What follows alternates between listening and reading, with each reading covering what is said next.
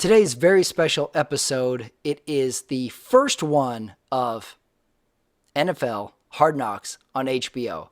That's right. I did this series last year where we did a reaction show to Hard Knocks, which comes out every Tuesday. It gets me pumped up for football, gets me talking sports with some of my friends. And this year, a little different format to the show this year. This year, there's going to be a new guest joining me every week to break down the episode. Categories, some new ones as well. We're talking Lions, we're talking football, but a lot of other stuff as well. So stay tuned for that. Good one in the books. Before we get to the episode, if you want to see me doing live stand-up comedy, you can.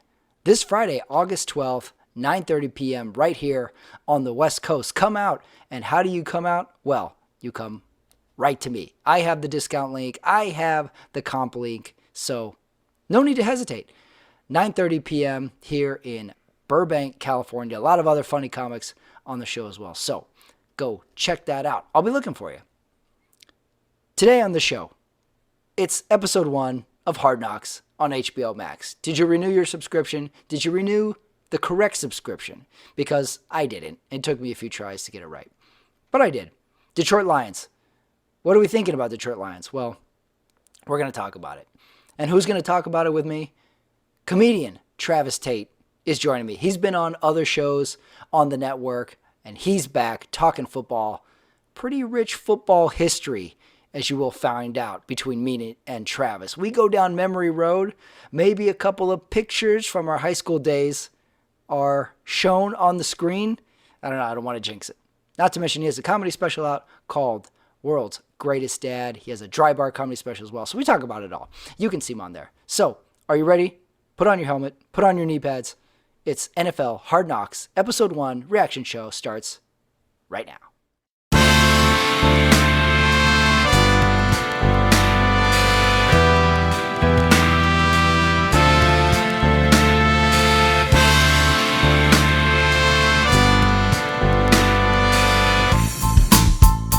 All right, Hard Knocks, Detroit Lions, episode 1 just wrapped up. We watched it. Joining me here on the screen today, Travis Tate, comedian. He just recorded his comedy special, World's Greatest Dad. Yeah, Travis, you called welcome. me America's favorite dad on the intro. Wait, say it again? Did I say America instead of World's? Yeah. Did I really? Because I brought you up, and so now the special has to be re-recorded? Yeah, we're gonna have to start from scratch all over again. all those good dads in Europe now have one on you. Yeah, no kidding. I can't compete with the world. Just America. America wasn't so hard. The world was a little harder. Wow. How about this? You just dominated America and then right back. Yeah, just like Toby Keith. Let's talk about the special. What's the progress? When is this coming? Do we know a date? Hopefully pretty soon. I know right now they're doing the color matching. So that means they've already made the cuts and the edits they're going to make. So now they're just kind of make sure all the cameras, look similar with the color. I've heard some of the audio. The audio sounds great. I should be getting like a short little clip of the video and everything all together fairly soon. So I'm guessing in the next couple weeks, I should probably have pretty close to a finished version. So we'll see what it looks like. Yeah, this is no joke. The recording you did of your special, this was multiple cameras, audio, multiple nights you recorded it. Where did the decision come from that you needed to record an hour? Was it something you had been planning for a while? How did it come to be? Not really. One day I just decided, you know what? I've got a good set that I'm pretty happy with. I'm pretty proud of. I just need to record it. I don't really record and put a lot of stuff on social media or do any of that. So I was like, well, I've got this weekend coming up. It's at one of my home clubs. So, setting up cameras and stuff isn't going to be a huge issue. So I was like, let's just do it. I'll get Patrick to fly in. He can host it. He can call me America's favorite dad. He can screw up the intro, call you America's dad. If it makes you feel better, that's not what I'm going to call that particular recording anyway. So. Okay, fair enough. My dry bar special is World's Greatest Dad. I see. That's right. So yeah. All right. Okay, so the recording is salvaged. Like what do you have you noticed this these days that it used to be a comedian would get a special on a network station or cable or something, and then somewhere along the lines, everyone figured out that they could record it essentially with their phone or their own audio, better video. Hmm. And now it's essentially the Wild West. Everybody has Comedy Central within their own reach and they just record it. I know several comics that don't do a single set without recording it. And then it I do goes too. right up. It's changed quite a bit. Where do you stand on that? Do you like to record yourself? Not particularly. I don't like to watch myself or hear my own voice. So I do watch when I do have stuff recorded or somebody offers to record for me. I will watch it. It makes me uncomfortable. I don't know why. I guess it's a pretty normal thing. Most humans feel that way, unless you're a sociopath. But Yeah, who's the guy who says like I can't wait to watch myself on my iPhone? there's some of They're them out out there. there. Trust me. You're Yeah, actually watch out out, there, wait yeah. staff. They're out there. Yeah, it is an interesting time that everything gets recorded and like not even grainy. Everything gets recorded well. Yeah, And 4K. everybody has nice stuff where a point it's like, who's recording this? They're like, oh no, they hit play and then they record themselves and then they edit it later. So Honestly, Patrick, that's how I was able to record mine because I know comics that have 4K cameras and the ability to record. And I just kind of asked a few of them, "Can you help me?" And they're like, "Yeah, sure." And mhm. so it's been great that they were able to have the knowledge and the hardware. So because I don't know how to do it, I honestly walked into this thinking, "Yeah, I'll just like record some, set up some cameras, record it, and then I'll like watch a YouTube video on how to edit it, and I'll just throw it together and put it Yeah. on YouTube." But then I started getting deeper into it, and I was like, "Oh, I don't know anything, so I'm gonna let somebody who knows what they're doing take care of it." Yeah. Yeah, it's a tough one because you want to put out your best special. You want to have it look as best as it can be, sound as best as it can be, and if it's out of your range, then you got to enlist some help. Because like Right. you want it to be on par just from a quality standpoint of everything else out there. I was there for the special. It's great. Everybody should go see it. Should go watch it. You're gonna put it on your YouTube page, I assume. Yeah, I'm gonna see. I'm gonna send out some emails, see if I can maybe get some interest drummed up. But worst case scenario, if nobody emails me back, I'll just put it on YouTube and people can watch it for free, hopefully. So Yeah. Yeah. And you've been doing it 10 years, so that's about the 11. time. You're at 11 years. It'd be 11, technically 11 in October, Yeah, that October makes. 24th. Is it 11? Because you and I started within weeks of each other. Is that right? We did the backwards math, and we figured out that you and I started going to the open mic at the same time. Yeah, it was pretty close. I think you had only been a few times, but I Yeah. remember watching you the very first time I went to watch an open mic. I remember you up there. So I remember your joke about beer. Is it hoppy? Does it taste hoppy? All right, we'll cut this part out. Funny joke. I like it. I was thinking it's never good when you do a set and then you come off stage and then someone asks you, hey, how long have you been doing it for? Because either they mean, okay, you've been doing it way too long to be that bad, or hey, don't worry about it. You've only been doing it a short amount of time. It's never a good compliment. I'm old enough now that people assume I've been doing it for like 25 years. Oh, that's true. Yeah, The the new the people are age like, "Yeah, we you've been look, doing it yeah. for like 25 years, right?" And I'm like, "No, like 11. I started when I was 34." What? Not everybody starts when they're 20. Yeah, that's crazy. Do you think you could have done stand up at age 20, 21? Like I don't think I had No. anything in my head to say. I had a sense of humor. I liked funny stuff. I don't think I could have spoken though. I don't think I could have done it. Yeah, So I I don't I don't think it would have been good if I had done it that early. I probably would have been super cocky. I would have been like, Oh really? We would have had a cocky Travis Tate? That I might have liked to have seen. you never know, it might happen someday. But uh, I think it would have been very like in your face, almost like Bob and Tom type of in your face type stuff. And that's not really what I do now. And there's nothing wrong with that if that's what a comic does, but it's not where I would have wanted to end up anyway. Mm. Well, the special's going to come out. When it comes out, we got to do some promotion on here. We got to Yeah, we should do a review of your special. What if we did that? Would that drive you nuts? should we Mystery Science Theater 3000 it? Oh, there you go. At some point, we're going to have to change the name of that show to Mystery Science Theater 4000. It's been that long. Let's talk football before we get into the episode. You and I have a football past too. Like, we're not just some casual fans. We played a little ball. You more than me. What's your football background? You played high school, but you played beyond that. I played 2 years of Little League. We're going to start there. First year, 7th grade, won 0 games. Second year, 8th grade, we won 1 game. So in 2 years, same kids, we won 1 game in 2 years. And we went into high school.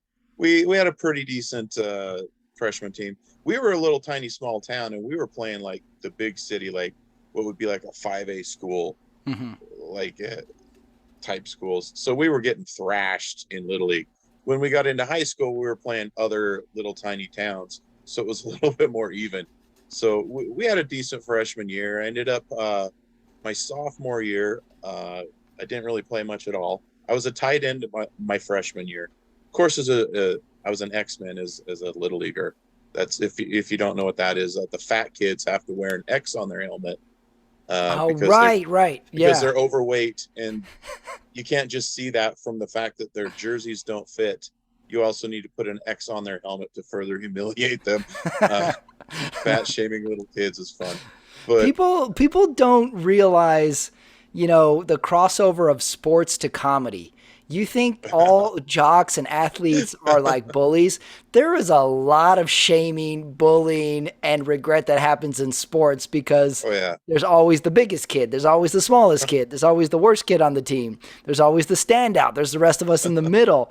It's not that far off, I would say. It seems like you had a similar experience. More or less. So then I went into high school. Freshman year, like I said, I played tight end. Didn't get to play a lot. Got to play a little. Sophomore year, went into JV, hardly played. I might have played 5 minutes all year, 5 minutes of playing time. It was literally like, all right, everybody's played but you, go on and get in there. And then going into my junior year, I had a growth spurt, and I ended up starting varsity as a 15-year-old junior. Wow. Who hadn't really played in 2 whole years. So, yeah, that was kind of cool. I got a little bit, honestly, I got lazy and arrogant. I was like, well, this was so easy. All I had to do was get big, and I'm pretty good. So I just kind of got lazy. Didn't really put in a lot of effort like I should have. Didn't work hard. A lot of people would blame their coaches and stuff. I could play college if it wasn't for my coach.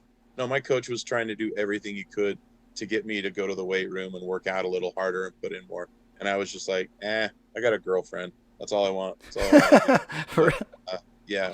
So I got a little lazy. So women ruined your football career. Is that what you're saying? No, that was just a nice byproduct of having a Letterman's jacket. But yeah, definitely wasn't anybody's fault but my own. Then I kind of, I still kind of had the itch. I realized, I screwed up by not playing hard enough. So then I went and I played on in an indoor football league. I did that for about 4 years. Not complete seasons. I had a couple shoulder separations in there that took some time out of that, and I ended up kind of coaching a little bit while I was doing that. So still a part of the team, but yeah, and that's about where it ended. I got into a car accident after that. I was going to try and walk on to college or something, but I got in a car accident and screwed up my back. So that was the end of my football career in 2002. So football went, beyond high school for you. What was your dimensions? What was your height and weight in your playing days? I was probably about 6'1" when I hit my growth spurt, and about 270, somewhere around there. And you played tight end the whole time? No, my junior year, I ended up switching to lineman. So I played a lot of right tackle and a little bit. I was a deep snapper as well. A little bit of defense, not so much on defense, but yeah, deep snapper and right tackle. I played football was a big deal to me. I couldn't wait to play. In middle school, we had a flag football team, and that's all I wanted to do was be on that team. And as soon as you could try out, which was the 5th grade, I did. And then, by 8th grade, you get to play a little more. And then come high school, it turns into tackle football. So that's where you really realize if someone has played football before or not. And I definitely had not. I wasn't so interested in all the touching. I was like, I just don't think I could ever see myself tackling anybody. I don't think I could do it. That was a harsh reality. Our school was bad. We lost all our games. Sophomore year, when I was on JV, we won our first game of the season, and then we had the benefit of the whole next week at school saying we were undefeated because we were 1-0. That's the way it goes. That's the way it goes. Yeah, we had that for the whole week. We were big men on campus for 1 week, and we lost the rest of our games. So, and that was about the end of my football career. Was sophomore year of high school. That was about it for me. We were bad. It was just rough. And watching this Detroit Lions training camp, I just get memories of training camp when you always think you're going to go undefeated in training camp. You always we got a receivers this year. Oh, we're going to be fast. Oh, look at this guy. We got you are so positive during training camp. Everything is awesome. So I get those same vibes from high school to NFL training camp. We're we're going to be great. We did 2-a-days. Did you do 2-a-days? We had 2-a-days also. Yeah. That's where I learned how to use a washing machine because I had my, remember you'd have your shorts and your team would give you a t-shirt and it would have some silly saying on it that ours said, we had go big or go home. We had expect to win, which was ironic because we hardly ever won. And then, so you would do practice in the morning, but I only had one shirt and shorts. And I had to learn how to use the washing machine because you could wash it for the afternoon. That's how I learned how to use it. See, if you didn't wash them, they would just get stiff and you could actually break them and shatter them into a million pieces. Yeah, that's true. And some kids did not wash their That's true. Their practice and you could gear. tell who they were. Yes. So yeah, I was like, just wash them. It's easy. You put it in normal. That's it. Our shirt said hard work pays off. That was our slogan. Oh, that's good. Yeah. So here's a fun fact. That's good. We had one that said play with pride. Always that's good. A good one. Mm-hmm. So my sophomore year, the year I barely played at all, we ended up taking state, and we were state champions. What state is this in? Where were you Utah, playing? In Utah. You're playing in Utah. Grantsville High. First time ever our high school won a state championship. I was on the team, didn't play it down in those playoffs. Didn't play it down in varsity, barely played JV, but I was still on the team, got my Letterman's jacket, all that stuff. So the 2 years I started, we went to the playoffs. We went pretty deep. We were good. Didn't win a state championship. Then I graduated the very next year. They win a state championship again. So it was me. It was me. I was the bad luck guy. That's what I'm saying. It was definitely me.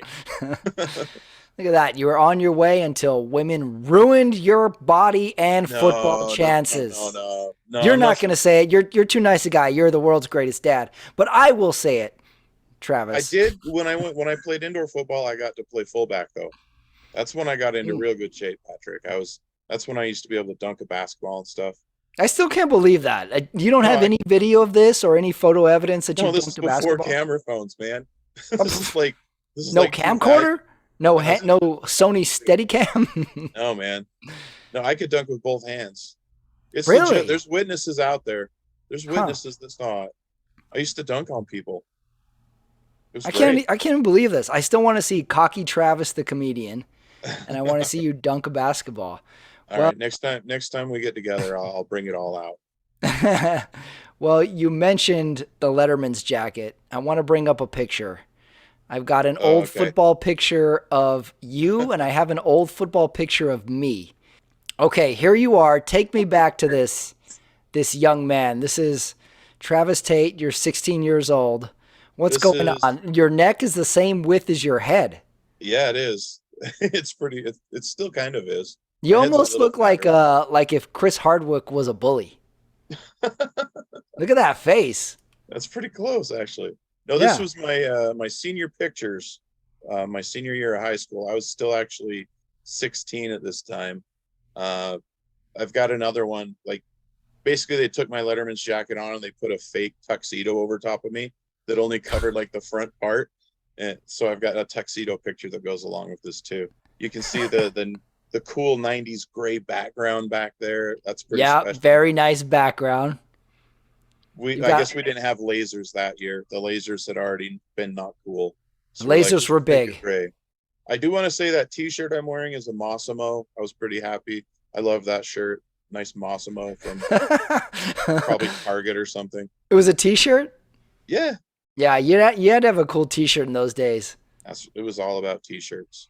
The hair is very of the period. I can't Oh figure yeah. out your collar, essentially. Is it one of those big collars that has to stay up? So that's part of the Letterman's jacket. That was the design of the Letterman's jacket that my high school chose. It was this weird, yeah, you could flip it up if you wanted. It looked even dumber that way. Mm. But yeah, it's this weird, flappy, like almost turtleneck feeling collar. I never liked the collar. I still don't like the collar. I don't think it was ever cool. It's never going to be cool. I like the black sleeves. It's almost like a bomber jacket. Yeah, the red and black definitely pop. Yeah. Somewhere I've got a state championship patch that I never had sewn onto it. Oh yeah, that's right. You put the patches on as well, all the clubs. Well, see, I got the patch as a sophomore, and I thought, well, I'm going to win two more as a junior and senior. Why would I put the one on that I didn't even play? Oh, So I never cocky put it on. Travis. Yeah, I was cocky. Yeah, so I never Wow. won. That's amazing. Well, I never got a Letterman's jacket. They didn't give letters for watching cable TV. But I do have a picture to share with you as well. This is a young Pat Ramirez, maybe freshman year. Number 11? Yep, I went with You number played 11. quarterback? I was a quarterback. Wow. I'm impressed. It all sounds impressive until I tell you our record. I was a quarterback on a Texas football team. Left-handed. I was a left-handed, very snake-like, Steve Young. very Steve Young-esque.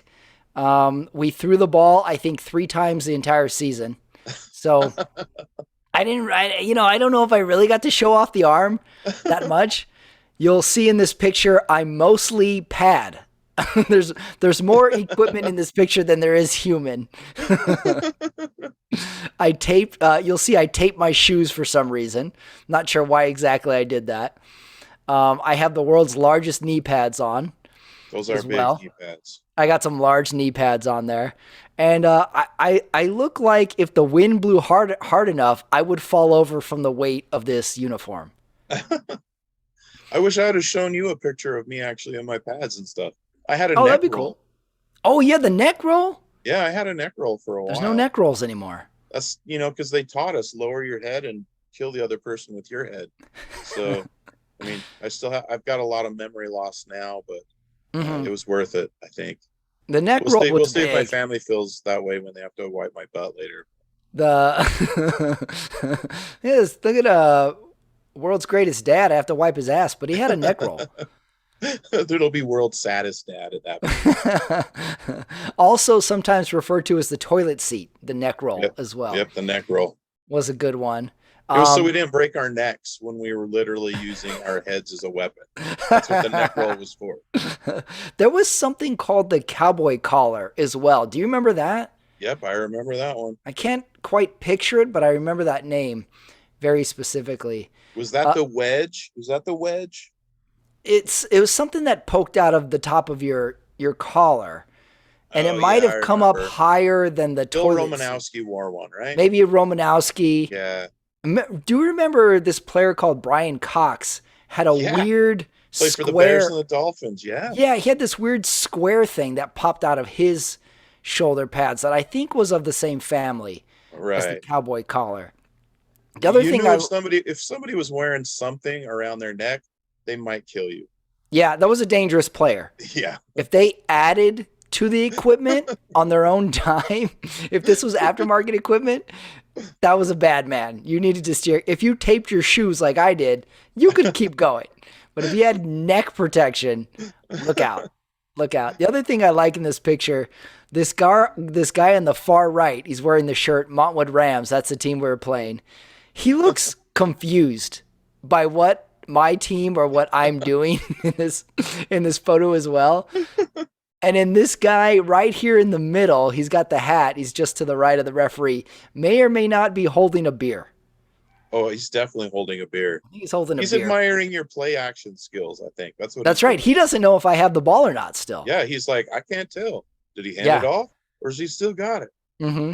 And this is, if this is freshman or JV, this is a Saturday morning game. So you crack a beer Saturday morning in the Texas heat. You can't watch a football game without your beer. So you got to have it. Don't blame him. I don't. I like the brick wall behind you. It was like foreshadowing your stand-up career. That's right.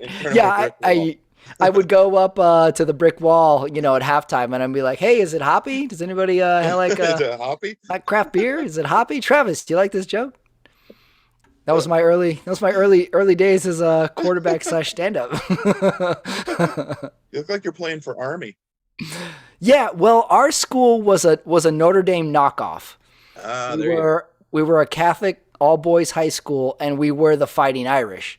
So we just took gold helmets and we put a little different face mask on them.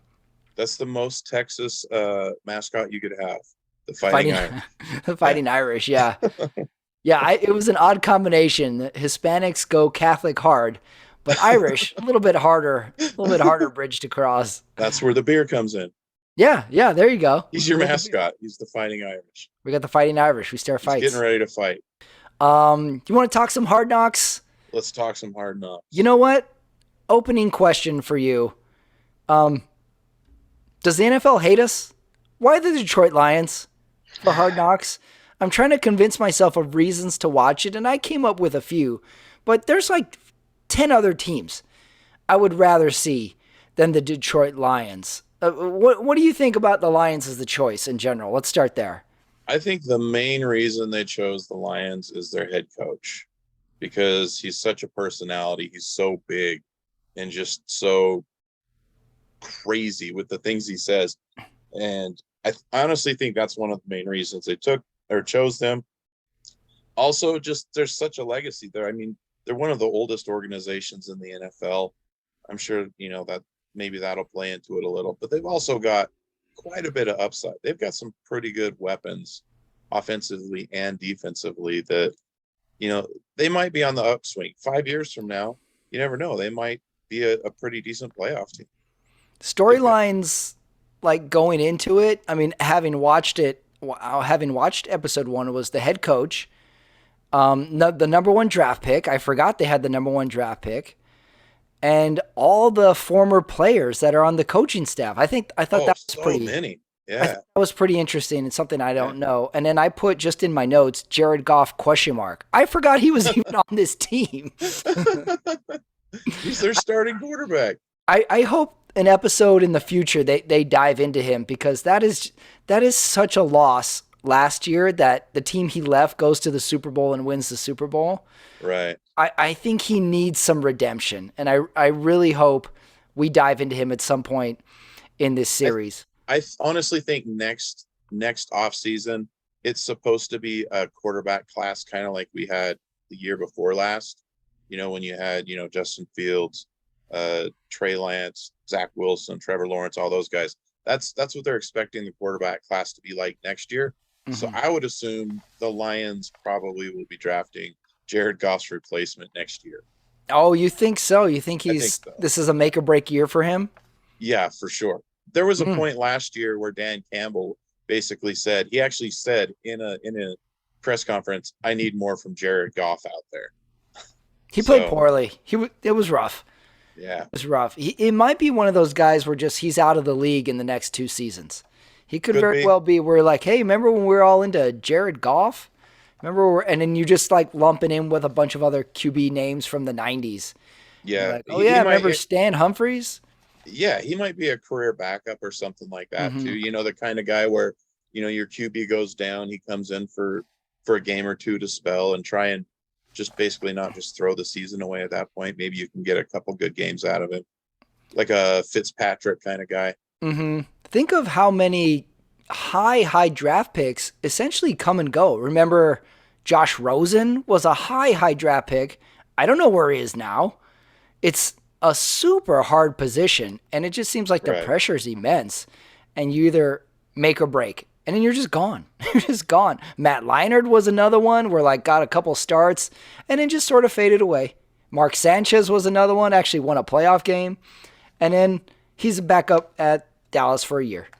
It might be one of the hardest things to do in all of sports, honestly. I agree. Is to be a really good quarterback. I would say maybe a really good starting pitcher, also super rare.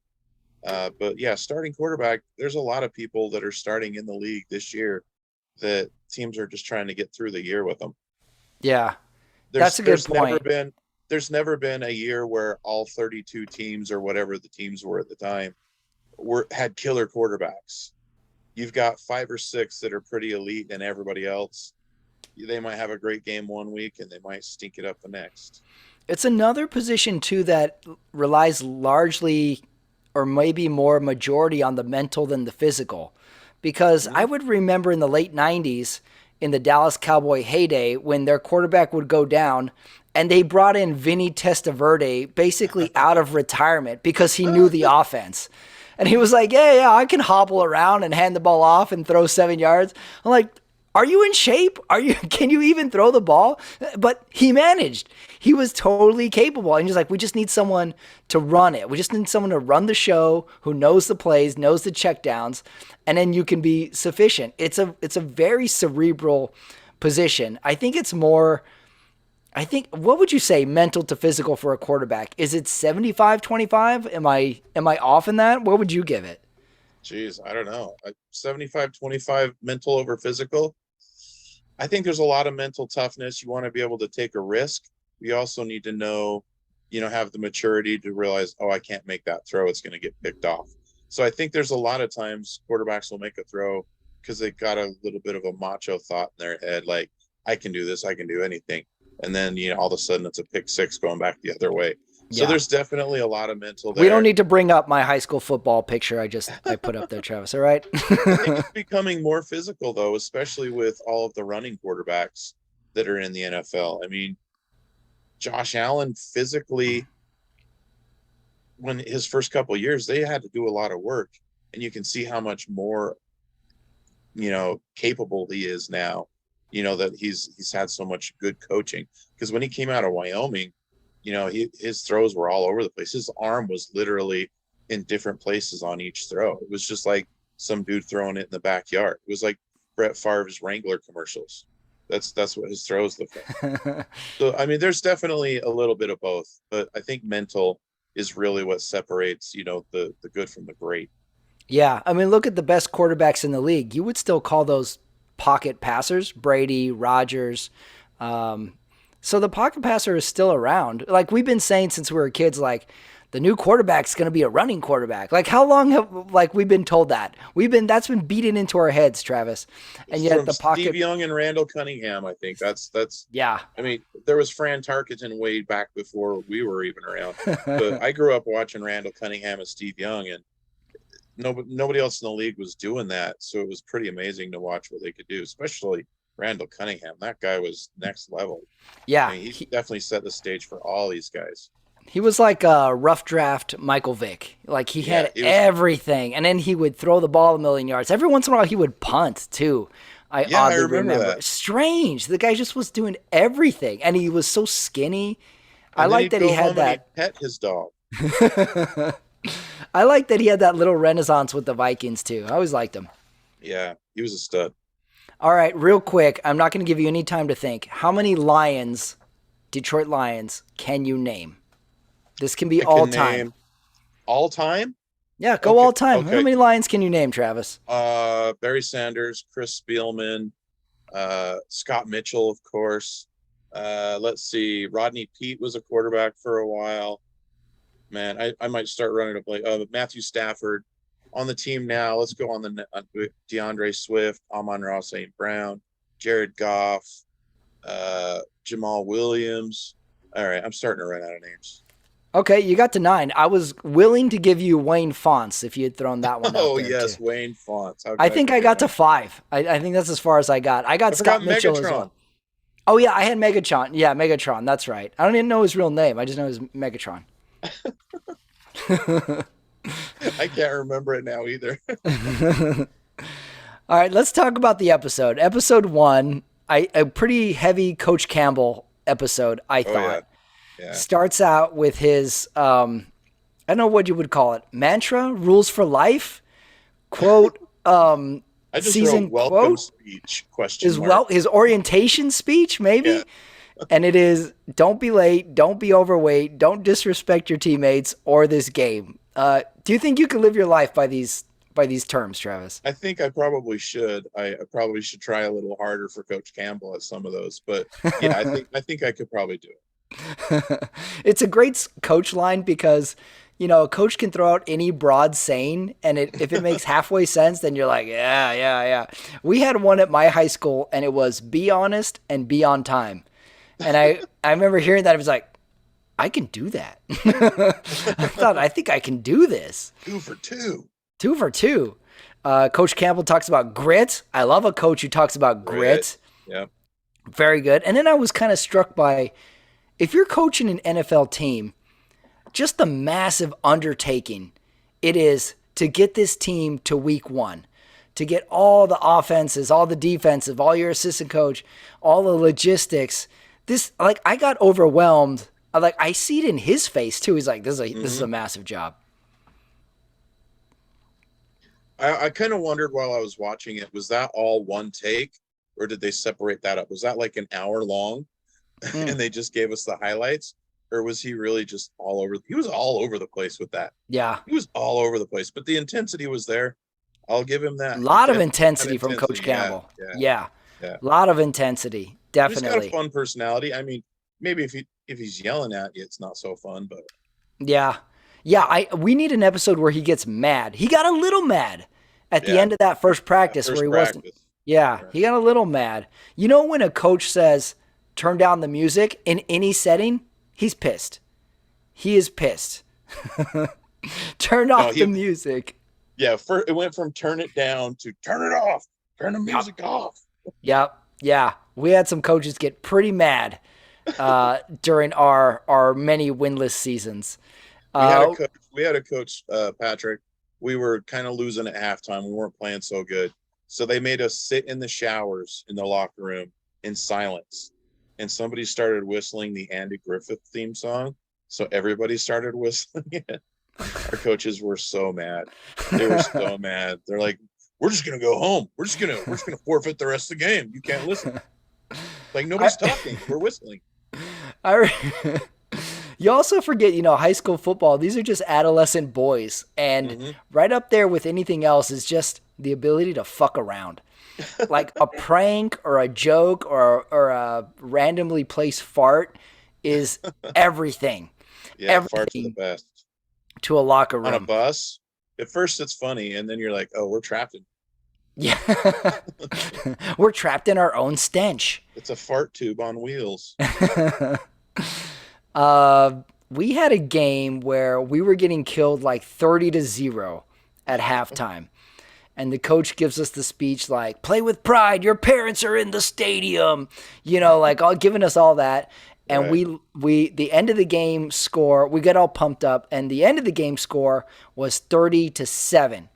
And on the way home, the coach goes, we shut them out in the second half. It's all about finding that little sliver of hope. Right. You just got to sell the crap out of that. That was our high school. Is just find the little gleam. Find the little gleam so you can make it to next week. Rookie hazing I liked in this. Oh yeah. That was a good way to do it, actually. Yeah, what is it with rookie hazing? Usually involves dancing or singing. Why is that? Well, I mean, because you used to tie people up with tape and throw them in the girls' locker room. Right. I mean, that's what rookie hazing was back in the 80s and 90s. It was kind of cruel. So I think this is just a nicer, more less litigious way, so you won't get sued, to kind of knock them down a little bit. Like when they introduced Hutchinson and they made him say he signed for $23 million, and the whole team's like, whoa. Yeah. Yeah. That was good. I like that. Like, hey, rookie, know your place. You got some money, but you're still a rookie. You still got a lot to learn. And then he does what is he saying? Billie Jean? Billie Jean. Yeah, he's saying Billie Jean. He screwed it up at first. Yeah, he did. Let I me didn't know what he was doing you at won him first. over. It was kind of corny until the whole team started jumping up and singing along with them, and then you're like, okay, I can feel the energy now. Yeah. This feels like good team chemistry right I there. almost don't feel like it was hazing. I feel like it was like they were behind him all the way. It's a different way to go. And then the It's other good natured humiliation. good, yeah, very good natured. Like I feel like he wasn't embarrassed by the end of it. He was just a little awkward to get started, and everybody chimed Right. in. And then the other rookie, um, Malcolm, I forgot his last name. Malcolm something. I think it was Rodriguez or Hernandez. He did a dance. So it's either singing or dancing. So who do you think won the rookie talent show? I gotta go Billie Jean, but the other guy that did the dance, that dude had some thighs, man. He Yeah. had some big old quads. I was Hmm. like, man, I wish I had those quads. I could probably pull a truck. I like that we got to see Aiden Hutchinson's house or a little bit of his family. Yeah, his family's house. I Because was his at the dad was family house. yeah, it was I think it was his dad's house. Mm. But his dad was a football player too. So Oh, that's true. Yeah. yeah. And I his always like when we see the players' house, their cars, see if was they it have a just me? swimming pool. Were his sisters clones of his mom? They looked like they were just clones of his mom, right? I've Yeah, never seen mothers and daughters that looked that much similar. It's weird. it's well, It I was have almost some Utah thoughts. County type of Yes, you're vibe. right. Yes, you're right. And she had that Utah County look, that Orange County look if, for out Yeah, here. yeah. I have some thoughts about the mother and the daughters later, but this is how you know you're old now is when you see people's moms and you go, she doesn't look that old. Yeah, yeah. And you go like, yeah, for you. So so yeah, I had that thought of like, hey, she's not that old. But what is that old I is the figured that next out for question. the first time with Zach Wilson's parents. The first time I saw them, I was like, "Oh, they're my He's got age. young parents. They're my age, man." Ugh. I know. Yeah, that is true. We got a little equipment room in the episode. You know I love a good equipment room. Oh They yeah, we explained did. that weird marshmallow thing that the players were, which I'm glad they finally did. I didn't know what that thing exactly was. I mean, I kind of had a hunch that's what it was for. Was just to eliminate concussions, in Hmm. practice and stuff like that. But Yeah. yeah, that was pretty funny.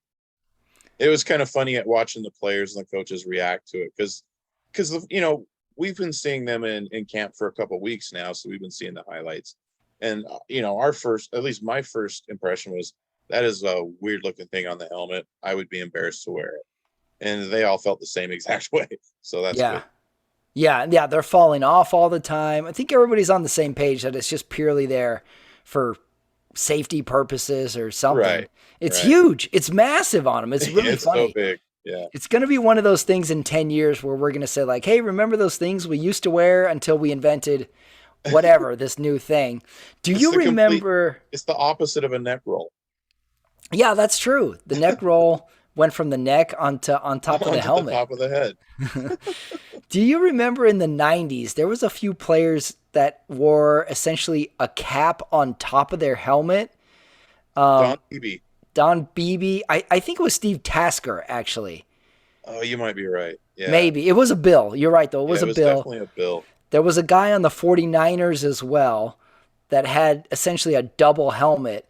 And then the funny Yeah. part was it would fall off. Oh and, yeah. and then they would put it back on his head. It was just attached with Velcro, if I remember right. Was it? Yeah. It's like they cut parts of a bigger helmet and stuck it on top of the small helmet It to was like a Velcro it. Fabergé egg technology. Yeah. We've come a long way. Um, we're probably going to talk about this later when it comes to most memorable scene. The two coaches going head to head at each other, Hmm. the offense Yeah. and defense coach. I wrote in my notes, the two coaches have, where is it? The two coaches have a rivalry. I cross out rivalry and I write argument. 5 minutes later, I cross out argument and I write fight. I was like, how far is this going to go? Those And they two were going best at each other friends. was excellent. They kept saying we're best friends. We love it. Yeah. It was Deuce Staley and who was I don't Was the other one Aaron Glenn? Aaron Glenn. Aaron Glenn. I'm gonna have He to played for double the check. I Jets. remember Aaron Glenn, that name. He might have went to my hometown college. I'm gonna have to look him up. Oh, I nice. remember that name for some reason. I want to say that's why. I remember Deuce Staley. He wasn't that long ago, actually. Hmm. Well, No, maybe they 10 really years weren't. ago. Aaron Yeah. Glenn was Aaron Glenn. They showed a highlight of him picking off Dan Marino. So it's been a little while for him. Hmm. But Deuce Staley was probably within 10 years or something like that. I don't know. If you ever have a son or another son, or if I ever have a son, Deuce would be a good name because you can never get booed. Who? You always just say like, they're saying Deuce. They're saying Deuce. That's what they would say with Boozer. Yeah. Carlos Oh, Boozer. Booze. Everybody be booing him. No, they're saying Boozer. Boo earns. Boo. Boo earns. Speaking about, I was going to say nerds, but there's so many former players that are coaches on this team, which is like, we're like, all right, this sounds good. Don't you think they need some nerds, though? Don't you think they need some football nerds to I think write up the plays? they're all in San Francisco. That's that's I mean, Yeah. I'm a 49er fan, but their staff is made up of nerds. Yeah. One of Well, them, don't you think Detroit needs some nerds? I don't know, maybe not. I guess we'll find out. I guess if they can't, put together a decent play call down the stretch of a game, maybe you're like, that's where the nerds would have come in. But I guess their thought is we're gonna go and punch everybody in the mouth and put them on their heels a little bit. Yeah, yeah, you need both. I think you need the punch in the mouth, and then you need like the offensive coordinator boy genius type as Right. well. I think you need both. That's my only worry about this team is like we got too much emotion here. We got too much Dan Campbell. We need a Maybe nerd. maybe they're saving the nerd for like episode 3. Yeah, yeah, we need to see some NFL nerd. And then lastly, this is going to lead us into most memorable moment, the Jamal Williams post-practice speech, Hmm. which got a little leaked online this week. But him just going at the players like, I remember our fucking record, and Yeah. it was like that got me going. I was like, this is the best part about training camp is it takes one speech and then you're ready to run through a wall for everybody. That was a former BYU Cougar making me proud. That was Oh, is that dropping those right? Former F-bombs. BYU guy. Yeah, he played at BYU. Hmm. Then he played for Green Bay for a few years. Now he's in Detroit. Oh, I thought he was a young guy for some reason. Oh no, he's been around. This is probably like maybe year 9 or 10, somewhere in there. Okay, so Been around for a they little got the bit. veteran. Yeah, yeah, he's definitely there for leadership and a little bit of like third down back type skills. But I mean, their main running back is DeAndre Swift. That's who's going to be their bell cow guy. Let's do the categories for episode 1. All right. Category number 1, most memorable part of the episode. I have 3 nominees, or add your own. I got Coach Campbell's opening speech, the rookie hazing, or the post-practice speech by Jamal Williams. I think Jamal Williams wins this one in a runaway. Do you have Those are the any? 3 I had as well. So. You had the same 3. Okay, we're on the Yeah, same page there. The speech is perfect. It's so he cries yeah. as well.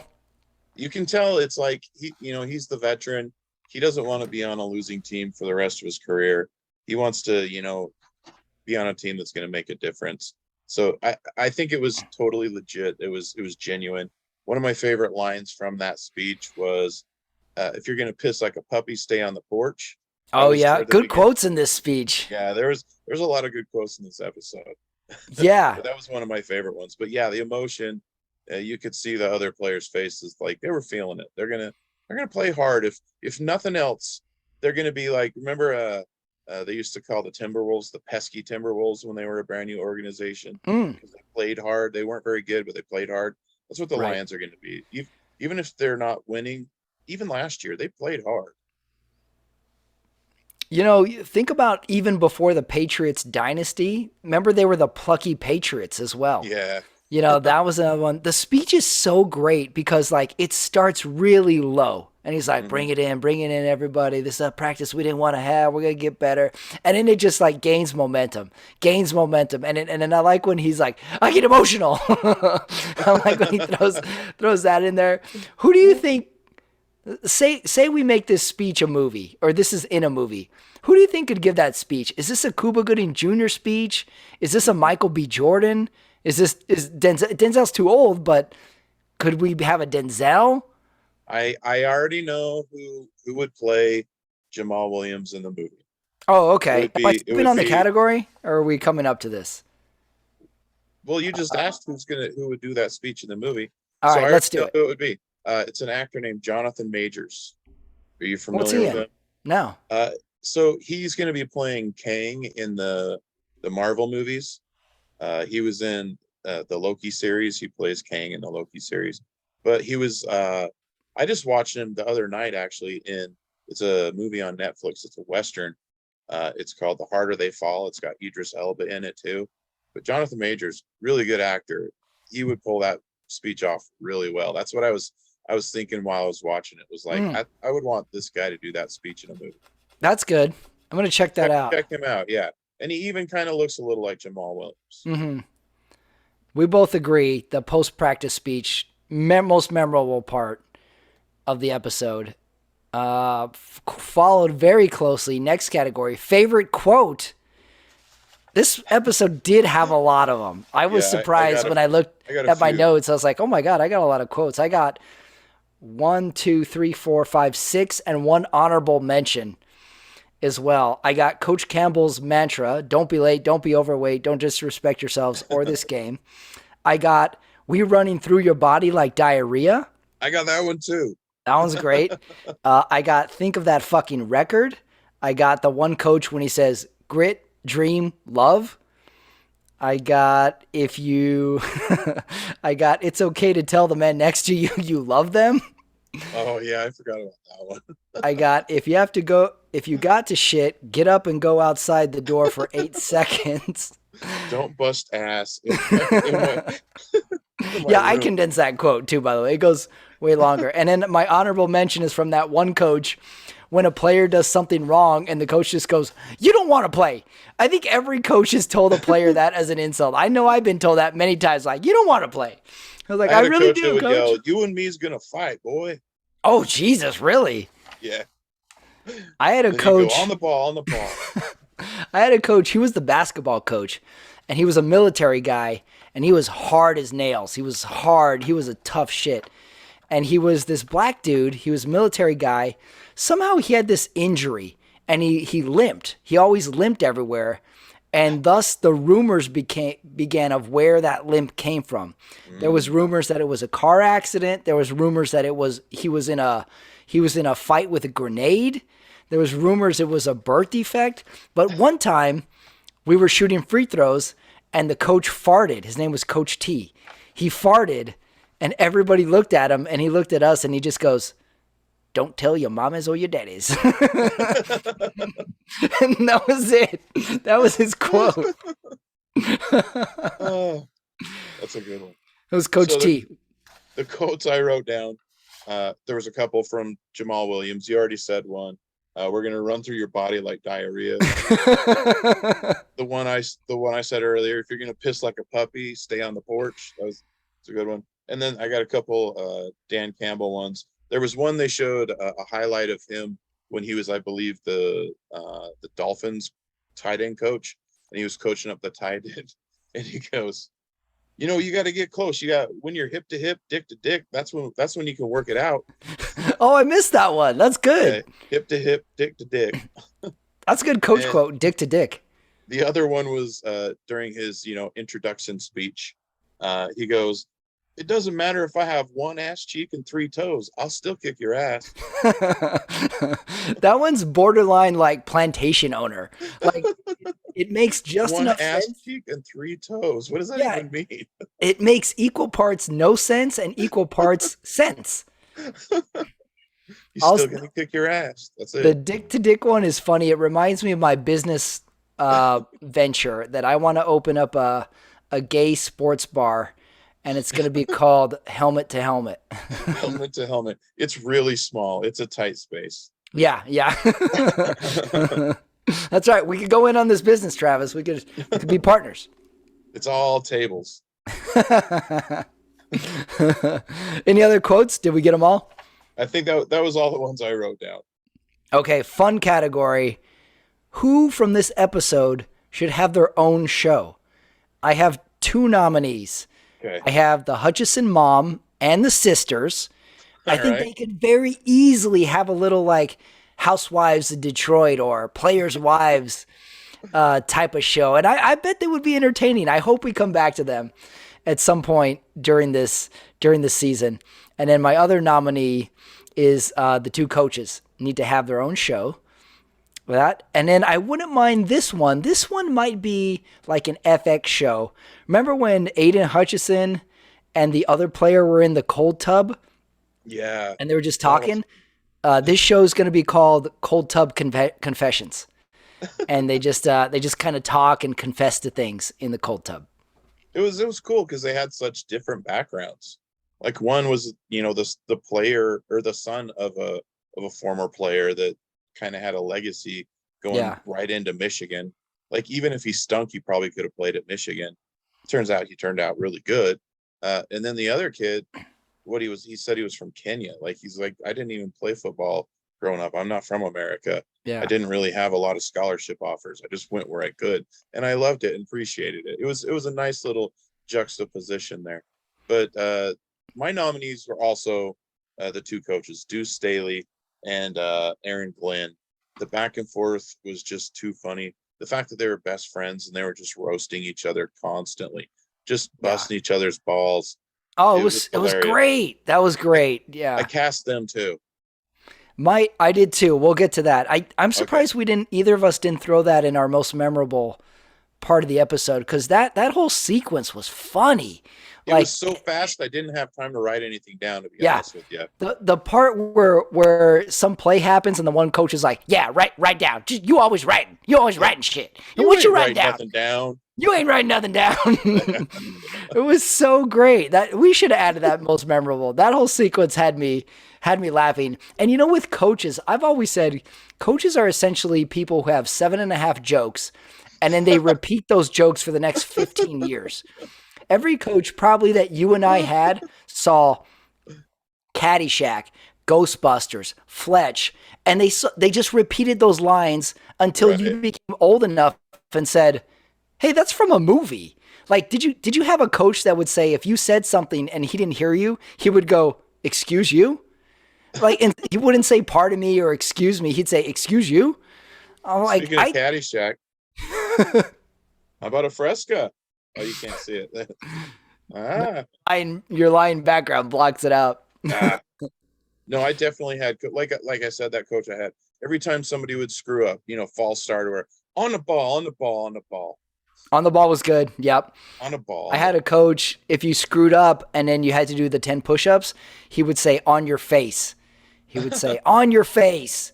And you'd have to this was my favorite though. We had the old man offensive coordinator coach, and he would say, Ramirez, run to the ball. And then I would run. I wasn't fast. And he would go, Ramirez, you're slower than dog shit in January.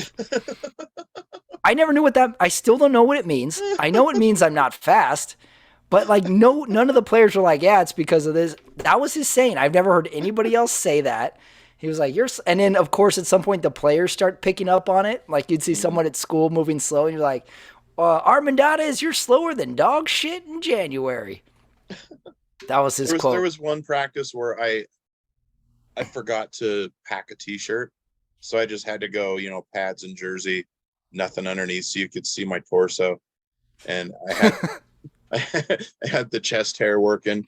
It was starting to come in, and everybody was just giving me crap. Look, Tate's showing off his trail to happiness.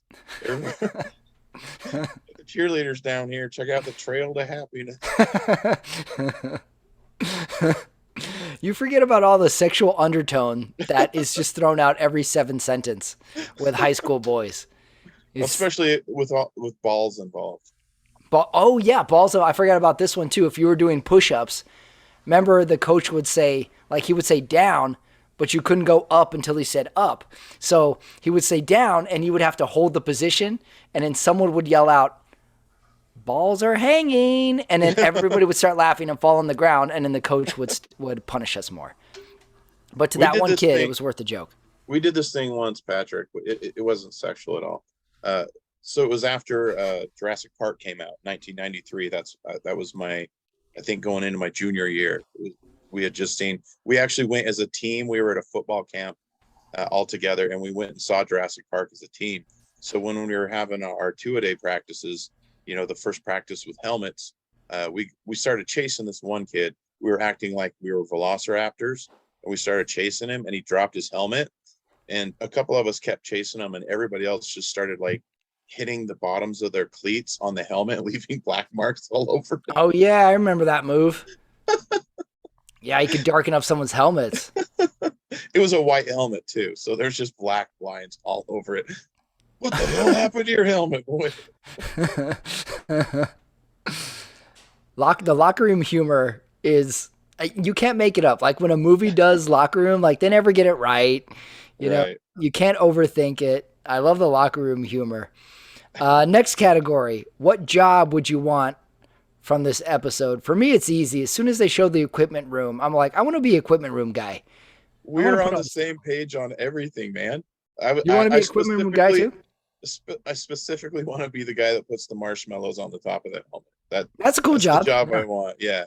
You're just Velcroing things on there. Sounds fun. Yeah, me too. That's the job I will want. Maybe it's my vaguely autistic brain. I just want to take stuff apart and put it back on in some sort of order. I want to hang all the helmets in the right cubbies and stuff, and I just want some sort of order to the equipment, and then I want to put it all away again. I was going to be the equipment guy. The other job I wanted to have is the assistant coach that gets to put those sleeve pads on and hit the players with them.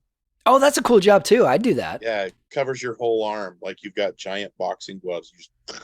Yeah. You wear the big boxing gloves. You try and smack the ball out, and no matter what, every third player, you got to say, boy, you gonna fumble that ball. Like you got to give them some sort of like negative reinforcement of how they're not carrying the ball right. Carrying it like a loaf of bread. Yeah. You got to say that. You're never happy. Tuck it. That's right. Better tuck that ball away. Right. Tuck it like Buffalo Bill. Next category, unintended comedy. I had two that stood out. When Coach Dan Campbell cries. It's the first day of training camp. He's already crying. And then I had the slight shade that the University of Memphis gets thrown on it. Yeah. When they're in the cold tub. He's like, I went to Memphis. I had, scholarships from other colleges. Like, you went to, why'd you go to Memphis? And the guy's like, it wasn't that bad. Let's see. I wrote down pretty much anything Dan Campbell does cracks me up. It's hilarious, and he's not hilarious on purpose. I was always one of those kids that were kind of unmotivatable. So anytime coaches would do that kind of motivational stuff, I would just kind of roll my eyes a little bit. So that makes me laugh, even as intense as he is.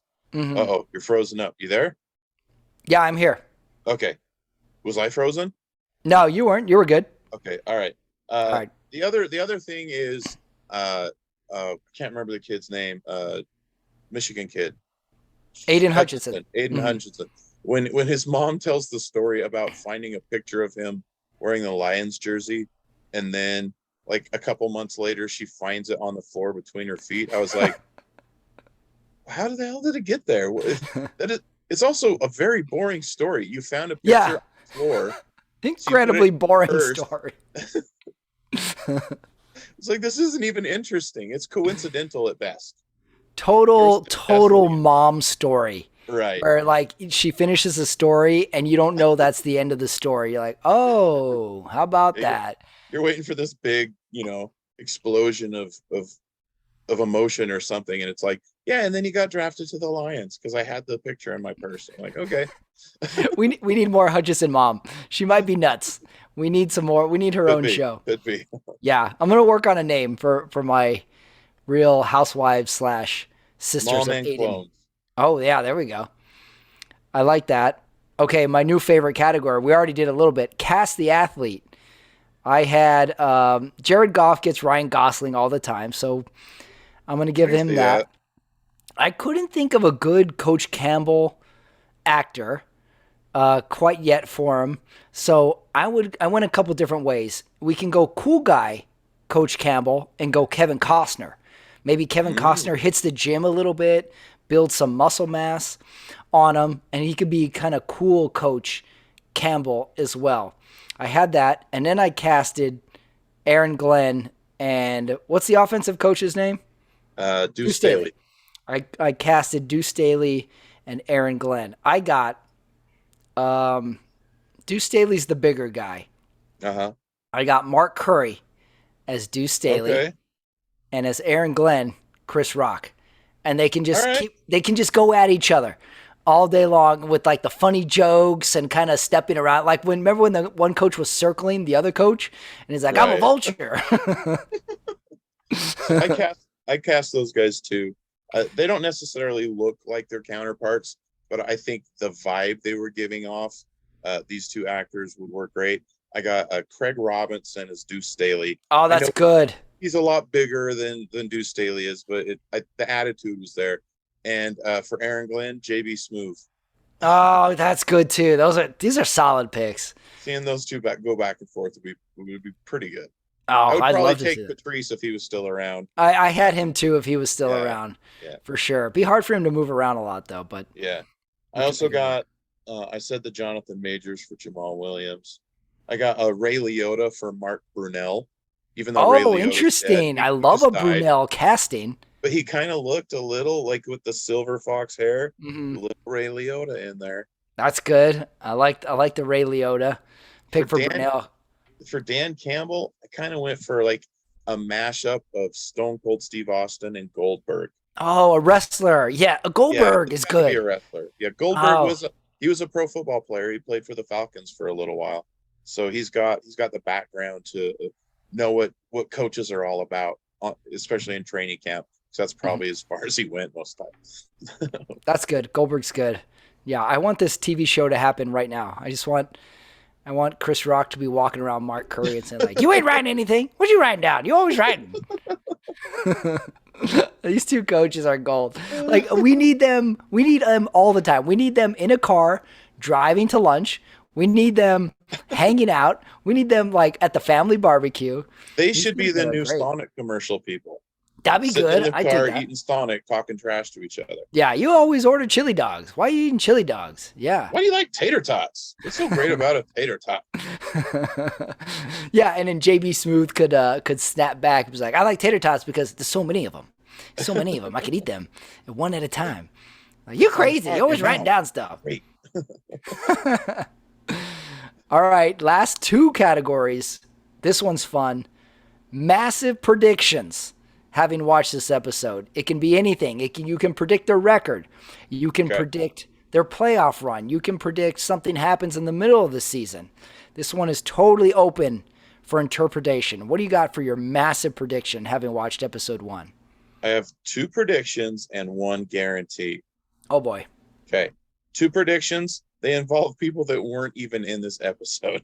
Oh. But I do like both of them. I've had them on my fantasy teams. I've got them on my fantasy teams this year. I love both of these players. I think DeAndre Swift is going to be a top 5 running back by the end of the year if he stays healthy, as long as he doesn't get hurt. And their receiver that came on late last year, Amon-Ra St. Brown, I think he's going to finish at least top 15 in receivers of the league. Wow. Those are massive predictions. I think top those 5. 2 are going to have great years.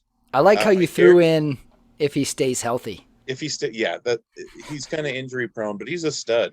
He can catch the ball, he can run, he can do it all. He's really good. So you know what someone should say, the counterpart to that, when they say if he stays healthy, someone just say like, "Oh, he's going to be a top 5 back if 27 other running backs don't stay healthy." He's right in there. He's going to get a lot of touches though. So I think it looks well for him. And they're also going to be behind in a lot of games, which means they're going to have to throw the ball, and that's where, St. Brown's going to get a lot of opportunities there. And Swift, honestly, they're going to be throwing it to him out of the backfield because who knows how much time they're going to have as far as. So you're saying potential Goff renaissance this year? Because if we're getting a lot of catches, that means Goff's completing a lot of balls. Where are you on Goff? I think he's going to be at least like mid-range average. Maybe if like best case scenario, Kirk Cousins. But that's not bad. Best Kirk case Cousins is he's a quality NFL quarterback. I'm not Okay. knocking him at all. He's not flashy, is what I'm saying. Mm-hmm. Goff can get it done. So It's if not you going had to to look pick great. a QB, Cousins or Goff, who do you pick? Are you going to go I would take Cousins? Cousins. You go Cousins. Yeah, I would take Cousins over Goff. Okay. Cousins or Dak Prescott? Dak. Dak. Okay. Yeah, I would go Dak. Dak or no, this isn't a good one. I was going to say Dak or Tua, but that's Dak. I would take Dak. Yeah. That's Dak. Let's go elite. Rodgers or Mahomes or Allen? Who should we pit Rodgers against?